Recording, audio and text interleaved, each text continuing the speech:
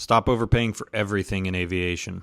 My friend and I flew his clapped out Cessna 150 from Florida to the Dominican Republic to get his plane repainted on a military base for cheap.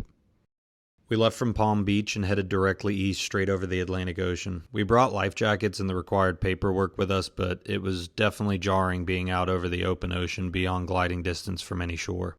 About 30 minutes later, we saw land and started our approach into Freeport Airport, which we called My Girlfriend.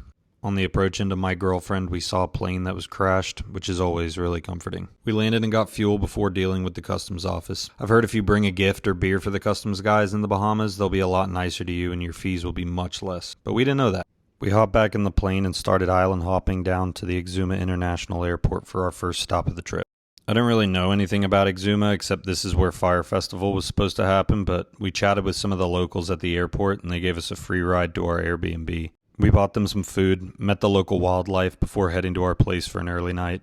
We set out for an early morning departure, but the weather had different plans for us. There was a pop-up thunderstorm along our route that grew very quickly, so we diverted to a new island called Stella Maris to wait out the storm at this beautiful resort.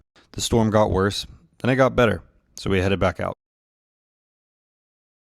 Radar services are super limited in the Bahamas and kinda sketchy, but we found a hole to get above the cloud layer and got back on our journey.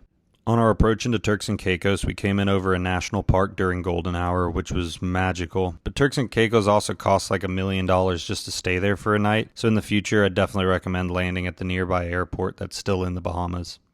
We got some super local Indian food and then headed to bed. The next morning we got some sun by the pool and then departed toward the final country along our quick trip.